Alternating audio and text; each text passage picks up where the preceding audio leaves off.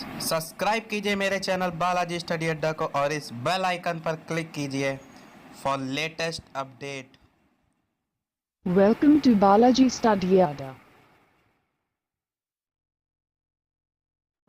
नमस्कार दोस्तों, बालाजी स्टडी अड्डा में आपका स्वागत है। समावेशी शिक्षा के पिछले वीडियो में हमने बात की थी जो श्रवण बाधित बच्चे होते हैं उनका वर्गीकरण और जो उनकी शिक्षा होती है उसके बारे में। अगर पिछला वीडियो आपने नहीं देखा है, साइड में आई बटन है, उस पर क्लिक करके आप वो देख सकते हैं।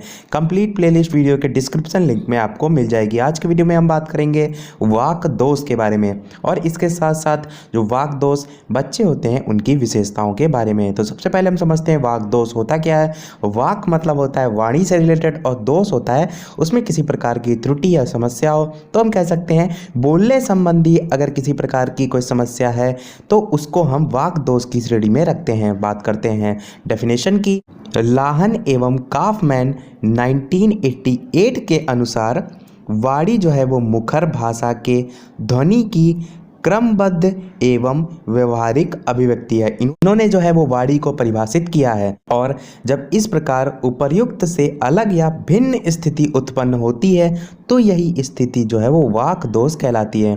कहने का मतलब यह है कि अगर वाणी में जो है वो क्रमबद्धता एवं व्यवहारिक अभिव्यक्ति जो है वो नहीं होते या कह सकते हैं इनमें किसी प्रकार का दोष होता है तो वो हमारा आता है वाक दोष के अंतर्गत। थोड़ा सा बात करते हैं इसके बारे में। तो प्रायः हमने अपने सामाजिक जीवन में देखा है कि जिन लोगों में वाक दोष पाया जाता है उनमें ध्वनि स्थानांतरण, विचलन, विकृति एवं योग देखने को भी मिलता है। जैसे कि आ रहा हूँ को आ रहा हूँ बोल देते हैं वो लोग। इसी प्रकार पानी को जो है वो मानी बोल देते हैं, चाकू को जो है वो काचू बोल देते हैं, अमरूद को जो है वो अरमूद बोल देते हैं, आदि प्रकार का दोष देखने को मिलता है। यहाँ से हमने एक चीज़ समझी कि वाक दोष के अंतर्गत जो है वो पूर्णतः बाधित बच्चों को नहीं रखा जाता है, आंशिक रूप से जो बाधित होते हैं उनको भी रखा जाता है। जैसे कि किसी के मुख में किसी प्रकार की समस्या है, उसके तालु में किसी प्रकार की समस्या है तो उसका जो उच्चारण होता है वो गलत होता है तो उसको भी जो है हम वाक दोष की श्रेणी में ही रखते हैं। आगे बात करें तो उच्चारण बाधा होना भी एक वाक दोष है, जैसे कि अभी हमने बताया। इनका कारण जो है वो वातावरणीय प्रभाव, सामायिक निर्देशन का अभाव, मुख सुख व कंठ, तालु, मूर्धा, दंत एवं श्रवणेंद्रियों का विकृत होना भी होता है। मतलब अगर इन सब में किसी भी प्रकार की विकृति है तो ये जो है वो वाक दोष होने का एक कारण होता है। साधारण रूप से जो वाक बाधित बच्चे होते हैं उनमें वाक दोष से प्रभावित बच्चों का जो प्रतिशत होता है वो काफ़ी अधिक, लगभग 70 से 80% तक जो है वो पाया जाता है। अल्पायु यानी कि कम आयु में जो है बच्चों में यह दोष अपरिपक्व भाषा के कारण भी होता है जो अधिकांशतः वायु के साथ स्वतः ही समाप्त हो जाता है।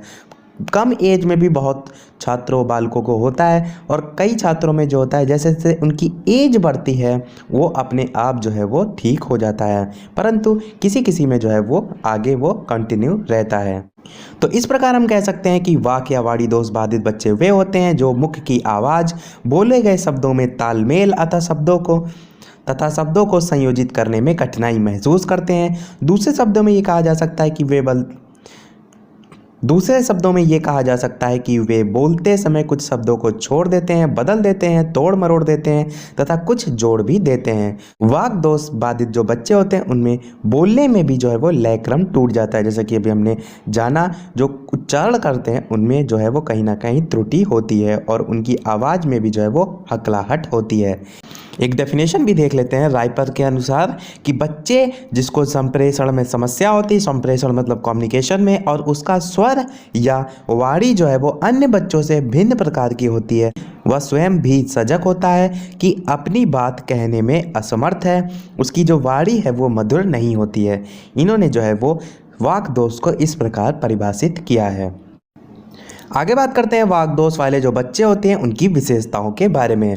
इसको हम पॉइंट्स के आधार पर देखते हैं। पहला हमारा पॉइंट है कि वाक दोष तब उत्पन्न होता है जब सामान्य बच्चों से ऐसे बच्चों की बोलचाल जो है वो विशिष्ट होती है, जैसे कि संप्रेषण में बाधा उत्पन्न होती है। जैसे अभी हमने बताया कोई चीज़ को वो जो कम्युनिकेशन कर रहे हैं, जैसे कि अभी हमने बताया कम्युनिकेशन वो कर रहे हैं तो उनमें किसी प्रकार का उच्चारण करने में त्रुटि हो रही है, कम्युनिकेशन वो सही तरीके से नहीं कर पा रहे हैं और बोलते समय जो है उसे बहुत एकाग्र होना पड़ता है तथा बोलने एवं सुनने वाले दोनों को जो है वो कठिनाई होती है। जब आप अशुद्ध उच्चारण कर रहे हैं तो सामने वाला सुनने वाला जो है कहीं ना कहीं उसको बहुत ध्यान देना पड़ेगा कि आप जो कह रहे हैं उसमें वो क्या चीज़ कहना चाह रहे हैं उसको समझने के लिए। दूसरा पॉइंट है हमारा, इस प्रकार के जो बच्चे होते हैं उनकी श्वसन क्रिया जो है वो असामान्य होती है और उनकी आवाज़ भी हल्की होती है। जो बोलते हैं वह स्पष्ट नहीं होता है, बोलने में जो है वो संकोच करते हैं तथा धारा प्रवाह नहीं बोल पाते हैं। कई बार देखा होगा आपने बच्चे इस टाइप के जो होते हैं एक फ्लो में नहीं बोल पाते हैं, रुकते हैं, हकलाते हैं, इस टाइप की चीज़ें उनमें आपको देखने को मिलती हैं। तीसरा पॉइंट है कि इनकी आवाज़ में मधुरता नहीं होती, इनकी आयु में भी जो है वो अनुकूलता नहीं होती है। अगला है इनके तालु एवं जबड़े में दोष होता है जिसके कारण ये शब्दों का सही उच्चारण नहीं कर पाते हैं। तो यहाँ से आपको कारण भी जो है वो पता चल रहा है। अगला है कि कुछ बच्चों में श्रोता प्रक्रिया में जो है वो दोष होना अथवा वाक्य के जो स्वर होते हैं उसमें बोलना, जिससे उनमें नासिक दोष भी होता है, जिसके कारण ये नाक के स्वर में बोलते हैं। देखा होगा आपने कई बच्चे होते हैं, आप उनको कहते भी कि नाक से बच्चा ये बोल रहा है, इस टाइप की जो उनका जो साउंड निकलता है वो थोड़ा सा डिफरेंट होता है। और जब कोई बच्चा इस टाइप से नाक से बोल रहा है या कह सकते हैं नाक के स्वर में बोल रहा है तो जाहिर सी बात है जो सुनने वाला है उसको भी सुनने में कठिनाई होगी। और ये जो समस्या है उसके अंदर उत्पन्न हुई है उसके भी अनेक कारण होते हैं, जैसे कि संक्रामक रोग या कह सकते हैं टॉन्सिल्स जो होता है गले में, उसमें सूजन आदि आ जाती है जिसके कारण जो है उसको ये समस्या उत्पन्न होती है। बात करें लास्ट पॉइंट की तो कुछ बच्चे जो हैं वो बोलने में तुतलाते भी हैं, धारा प्रवाह बोलने में उन्हें कठिनाई होती है तथा रुक रुक कर वे बोलते हैं। इस प्रकार का दोष जो होता है वो गले और जीभ में दोष के कारण होता है। इन्हें बोलने में भी जो है वो संकोच होता है परंतु बलपूर्वक ये बोलने का प्रयास करते हैं। तो इसी के साथ हमारे जो पॉइंट इनके विशेषताओं के होते हैं वो समाप्त होते हैं और हमारा ये वीडियो भी समाप्त होता है। अगले वीडियो में हम बात करेंगे वाक दोष वाले बच्चों के प्रकार तथा उनकी शिक्षा के बारे में। तो आज के वीडियो में इतना ही। अगर हमारा प्रयास आपको पसंद आया तो इस वीडियो को लाइक कीजिए, शेयर कीजिए और हमारे चैनल को सब्सक्राइब कीजिए। सब्सक्राइब के बगल में जो नोटिफिकेशन बेल है उसे जरूर ऑन कीजिए जिससे कि आपका कोई भी वीडियो मिस ना हो। तो फ्रेंड्स मिलते हैं अगले वीडियो में, तब तक के लिए नमस्कार। Thank you for watching.